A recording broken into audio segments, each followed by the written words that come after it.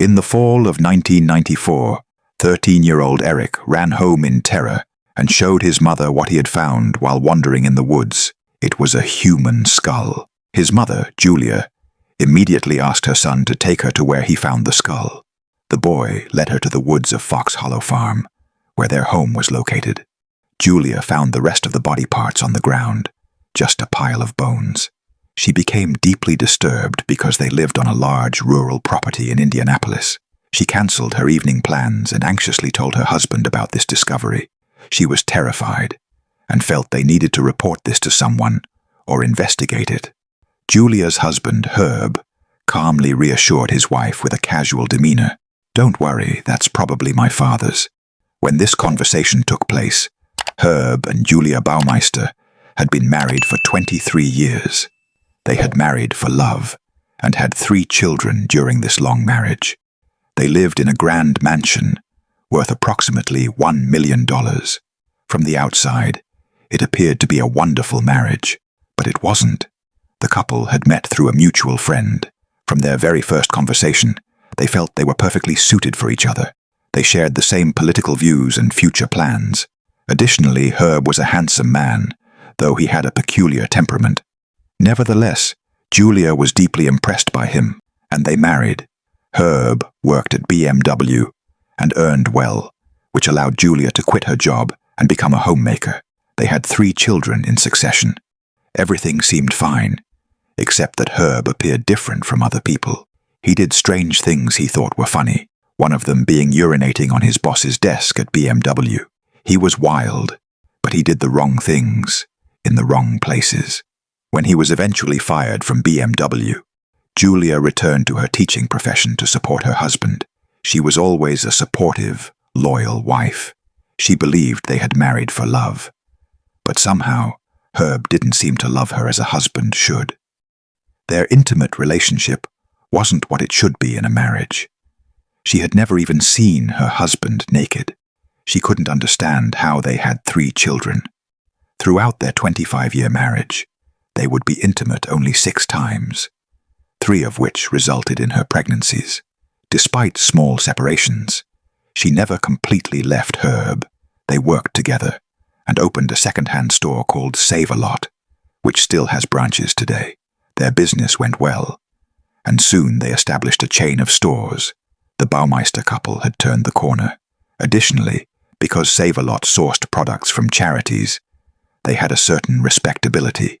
Their lives had changed. Business dinners, parties, vacations.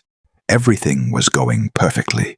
In 1991, they moved from their neighborhood to a more upscale area called Westfield. Their new home was Fox Hollow Farm, where Eric would later find the skull. It was an elegant vintage mansion on 18 acres of land. Julia was thrilled that the children could ride bikes on their own track. But still, something wasn't quite perfect. Herb treated Julia not as a wife, but as a business partner. He acted as if he owned the larger share and constantly tried to keep his wife under his shadow. Herb was the boss. Julia was the employee. Julia couldn't figure out her role in this marriage. She still hadn't seen her husband naked. Herb struggled to dress either in the bathroom or under the covers in bed. When Julia protested, he claimed he was ashamed of his body because he was too thin.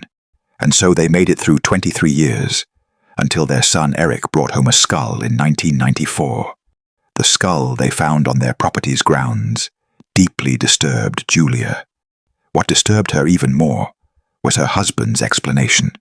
With complete confidence, he stated that the skeletal remains belonged to a cadaver his father had worked on. Herb's father had been an anesthesiologist, but why would a cadaver from the hospital be thrown into their backyard?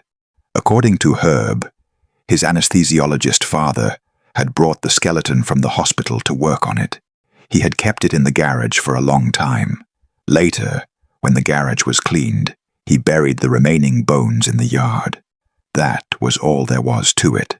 Was this an implausible lie, or was this truly the explanation? However illogical, whichever it was, Julia chose to trust her husband. She was so convinced that she didn't even question it further. What else could it be? Her father-in-law had died years ago. She couldn't ask him about this situation. Julia listened to her heart, not her mind, and believed her husband. The next day, the bones were gone. She assumed an animal had taken them.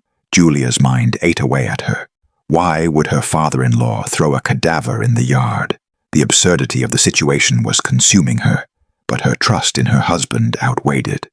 She had already felt that something was off with her husband since the beginning of 1994. For this reason, she periodically took the children and stayed at her mother-in-law's lake house. This way, she would be free from both Herb and the human remains of unknown origin. She actually did this occasionally anyway, but back then she left home, so Herb could work more comfortably. Now, perhaps, it was because she was afraid of Herb. A year later, a man named Tony told police about a disturbing sexual experience he had. 3 years earlier, he had met a man named Brian at a gay bar. The man was staring intently at a missing persons poster on the wall. The missing person on the poster was Tony's friend, Roger Goodlett. That's why this man caught his attention. He approached and tried to talk to him. He was a bit strange. The man took Tony to a luxurious mansion where they engaged in unusual sexual fantasies that nearly resulted in death. These were strangulation fantasies. The man's house had an indoor pool, and he had tried to strangle him there with a pool hose. Additionally, while leaving the house, he saw children's and women's belongings, even though the man claimed he lived alone. He became suspicious that Brian was involved in Roger's disappearance. As he left the house, he noted the man's license plate. This year, he saw the same man at the bar again, and because he got very bad vibes from him, he went to the police. When police investigated the plate, they found it belonged to a man named Herb Baumeister. This was good news. Finally, they knew who they were looking for. Herb Baumeister, potentially a new Jeffrey Dahmer case. Since May 1993, gay men had been disappearing in the area. That they were gay became apparent when the trail police followed ended at a gay bar. The common denominator among the missing young men was that they hung out at gay bars. At that time, a Jeffrey Dahmer frenzy was sweeping the nation, and it continues even today. Murders involving gay victims weren't cases police were entirely unfamiliar with. Just a few years earlier, a man from Milwaukee had killed 17 young men solely to satisfy his necrophilia. He had also picked up his victims from gay bars.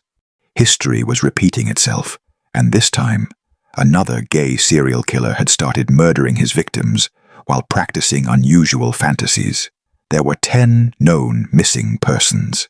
The bars these young men frequented in Indianapolis were searched extensively to find a suspect, but evidence was insufficient.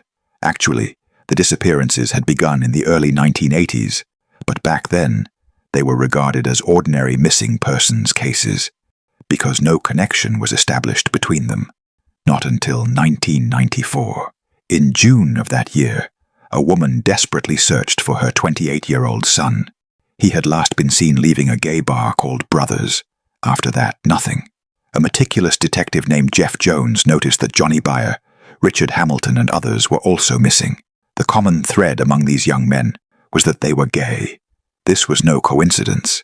He suspected they had been killed and dumped somewhere. But if that were the case, wouldn't bodies turn up somehow?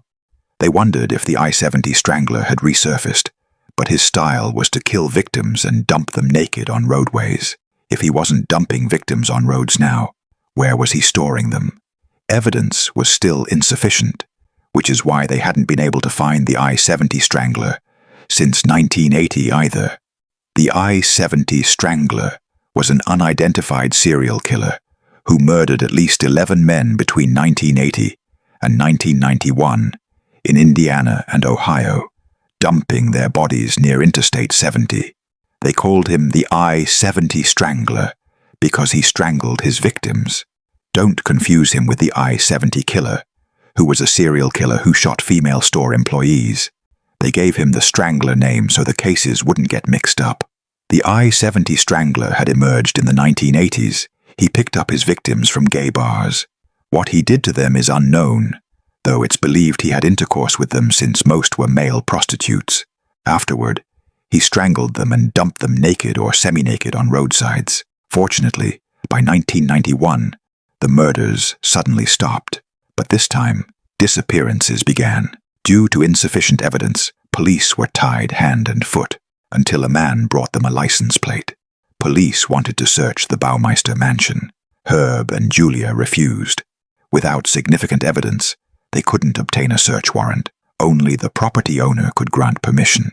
During this period, Tony and several informants were placed in gay bars. They were asked to bring back anything they could find about Herb. It was confirmed that Tony's missing friend Roger had met with Herb Baumeister before disappearing. They tried to search around the Baumeister property without entering it, but found nothing. Detectives even went to a psychic. The psychic said the killer could be a serial killer with deviant fantasies. And so, another year passed. By 1996, things were going badly for the Baumeister side. Police visits to the house had disturbed the family. Julia had become suspicious. Save-A-Lot was on the verge of bankruptcy. Herb was trying to run the company while drunk. He had become an alcoholic. Their marriage was also plummeting off a cliff. Dark days began. 2 of their stores went bankrupt. Julia and Herb each filed for divorce separately. The children were very unhappy. Their father had left home and gone out of town. Julia finally broke her silence and decided to go to the police. She would tell them about the bones in the yard. She gave permission to search the house. Herb was out of town and wouldn't know about it. Police found the pool Tony had described in the basement of the house, along with a jacket belonging to one of the missing young men. The real tension emerged when the yard was excavated. Now they understood why Herb had refused to allow a house search. Perhaps even Julia had actually known the truth. From Fox Hollow Farm, 4 burned bodies and 5,500 bone fragments were recovered. Every time a shovel hit the ground, bones emerged. Not just bones, but handcuffs and pieces of clothing as well. All the collected bones were examined and determined to be human. Police found something even stranger inside the house, a camera that recorded sexual fantasies. The tapes were never found. Herb had probably been bringing gay men he picked up from gay bars to the house, taking them down to the basement, to the pool, and strangling them after intercourse. The camera was found in the room with the pool. Skeletal remains from a total of 11 people with severely damaged body integrity were found. 8 were identified. The rest have never been found. The murders must have been committed when Julia took the children and went to stay at the lake house. How the murders were actually committed was never known because they couldn't reach Herb. Julia immediately obtained a restraining order. Her husband could be a serial killer. Police also suspected Julia because it was impossible that she hadn't seen the bodies until now. Most of the bodies had been destroyed by burning. At the very least, she should have noticed the smoke or smell. There was literally a cemetery here. Julia said she went to her mother-in-law's lake house during certain periods of the month, and that Herb was left alone at home. This was true. The murders had probably been committed during those times. They were almost certain that Herb was the I-70 killer, because the I-70 murders had stopped in 1991, exactly when Herb purchased the mansion. The murders had stopped. The disappearances had begun, because now he was dumping them on his property instead of roadsides. An arrest warrant was issued for Herb. His whereabouts were unknown. He hadn't returned home. He was probably fleeing. A week later, on July 3rd, 1996, he committed suicide by shooting himself in the head in a park in Ontario, Canada. His body was found with a 3-page letter. In the letter, he wrote about his wife, their failing marriage, and the Save-A-Lot business he was about to ruin. He mentioned he had considered killing himself elsewhere, but changed his mind when he saw children playing there. He also apologized to the park staff for littering. He wrote nothing about the murders. A few days earlier, a Canadian soldier had come to Herb's car and asked why he was sleeping in the vehicle. Herb said he was a tourist and would travel around a bit before leaving. The soldier's attention was drawn to items in the back seat, probably a bag full of tapes. The killer was dead. There was no case left to see. The identified bones were returned to their families, so they could at least have graves. Herb was selected as the prime suspect in the I-70 Strangler murders, but it was never proven that he was responsible. The detective investigating the case said of him, "Herb was the kind of man who, if you met him outside anywhere, you would never think he was a deviant serial killer. Still, I think he gave many signals to those around him. People just ignored them. If we look into Herb's youth, he was diagnosed with antisocial personality disorder after entering adolescence. They also suspected he was a paranoid schizophrenic. Shortly after marrying Julia, his father had him hospitalized. Julia didn't find this strange because she thought he was in severe depression. He received treatment and was released, but he still wasn't normal. Everyone at work, among friends, and in family settings knew how strange a man Herb was. They just attributed it to him being humorous.